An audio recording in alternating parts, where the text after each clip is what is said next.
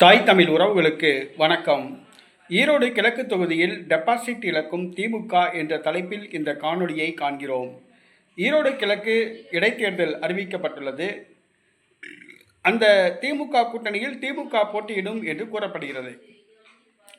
கடந்த முறை ஏறத்தாழ 50,000க்கும் அதிகமான வாக்குகள் வித்தியாசத்தில் இடைத்தேர்தலில் வெற்றி பெற்றது. ஆனால் இந்த இடைத்தேர்தல் அப்படி கிடையாது. கடந்த இடைத்தேர்தலில் திமுக கூட்டணி பணபலத்தை, அரசு இயந்திரத்தை பயன்படுத்தி வெற்றி பெற்றது. அநேக வாக்குறுதிகளை திமுக வழங்கியது. ஆனால் இடைத்தேர்தலில் வெற்றி பெற்ற இளங்கோவன் தொகுதி பக்கமே எட்டி பார்க்கவில்லை, வாக்குறுதிகளை நிறைவேற்றவும் இல்லை. ஈரோடு கிழக்கை பொறுத்தவரை முதன்மையான பிரச்சனை அந்த சாயப்பட்டறை கழிவுதான்.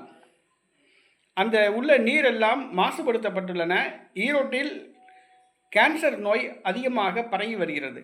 ஈரோட்டில் அந்த சாயப்பட்டறைகள் ஆற்றில் கலக்கும் அந்த கழிவு நீரை தடுக்க திமுக தவறிவிட்டது. திமுக கண்டுகொள்ளவில்லை.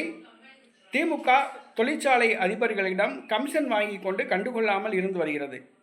அடுத்ததாக ஈரோடு குடிநீர் மாசுபட்டுள்ளது. இதுதான் ஈரோடு கிழக்கு தொகுதியின் முதன்மையான பிரச்சனை. கடந்த 3.5 ஆண்டு காலமாக திமுக இது சம்பந்தமாக எந்த நடவடிக்கையும் எடுக்கவில்லை. இந்த முறை திமுக போட்டியிடுவதாக கூறப்படுகிறது. திமுக போட்டியிட்டாலும் சரி, திமுக ஆதரவு காங்கிரஸ் கட்சி போட்டியிட்டாலும் சரி, நீங்கள் என்னதான் பணம் கொடுத்தாலும் இந்த முறை வெற்றி கிடைக்காது.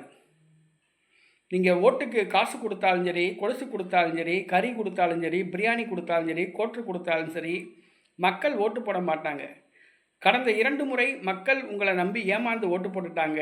இந்த முறை உங்களை நம்பி மக்கள் வாக்களிக்க மாட்டார்கள். இந்த முறை போட்டி கடுமையாக இருக்கும். எதிர்த்து அதிமுக போட்டியிட்டாலும் சரி, பாரதிய ஜனதா கட்சி போட்டியிட்டாலும் சரி, நாம் தமிழர் கட்சி போட்டியிட்டாலும் சரி, போட்டி கடுமையாக இருக்கும். எளிதில் வெற்றி பெற முடியாது. கண்டிப்பாக திமுக டெபாசிட் இழப்பதற்குரிய வாய்ப்புகள் தான் அதிகம் உள்ளன.